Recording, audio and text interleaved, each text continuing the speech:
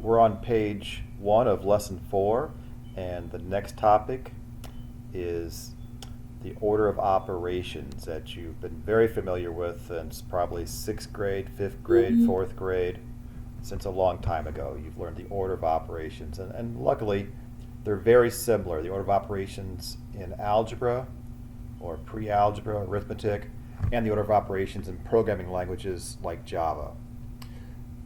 You may have learned it with the initials PEMDAS, the letters PEMDAS, PEMDAS, or you may have been taught like I was, please excuse my dear Aunt Sally, where P stands for parentheses, E exponents, M and D are multiply and divide, and A and S are add and subtract. And they go in that order. Parentheses always happen first, then exponents, and then from left to right, times and divide, and then from left to right, addition and subtraction. So again, it works the same way as in arithmetic. I'm going to display x, and let's just say int x equals 4 plus 2 times 8. So you don't go from left to right, you have to follow the order of operations.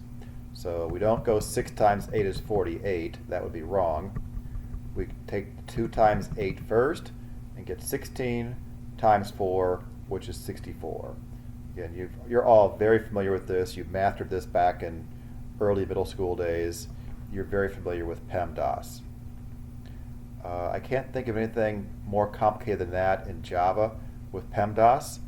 The math operators in Java are the ones we're familiar with. The big four are plus, minus, times, and divide. But in programming, we quite commonly use a fifth math operator, which has the percent sign as the operator. The percent sign in programming is modulus. And that is simply the remainder of division. So think of doing long division back in 4th and 5th and 6th grade, and your teacher said, what is 17 divided by 4? And you would divide 4 into 17 and get 4, subtract that 16 from the 17 and get a remainder of 1. So that equaled 4 remainder 1. And it's that remainder that is the modulus in programming. It's that little r thing. So when I say system.out.println 17 modulus 4, then on the screen we're going to see a 1.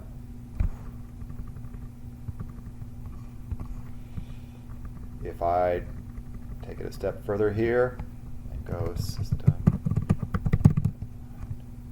let's go 20 modulus 7. Well, 7 goes into 20 twice with 6 left over, a remainder of 6. So hopefully we'll see 1 and 6 on the screen from those two system outs. And there it is. We're good. So it's a remainder operator, the modulus operator. Just like with division, you don't want to divide by 0, and since modulus represents the remainder of division, you don't want to modulus by 0 either, because if you modulus by 0, you're asking what's the remainder of something divided by 0. So make sure you're familiar with what happens if I go 5 modulus 0. Let's do division first. 5 divided by 0, okay, that should give me some kind of error. It compiles okay, but when I run it, it gives me all kinds of errors. Recall the word exception in programming is just a term that means error. And it tells us down here in English, more or less English, it's division by 0 error. Let's comment that out, and now modulus by 0. Compile it, run it, and the exact same error message. divide by 0, exception, divide by 0, error.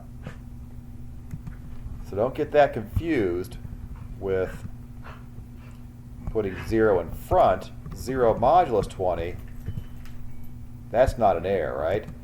20 goes into 0 0 times with 0 left over. That should just be 0. That's fine. All right, we'll no doubt practice this quite a bit in the days to come. It is new to us in programming, but you mastered this concept of remainder back by early middle school, certainly.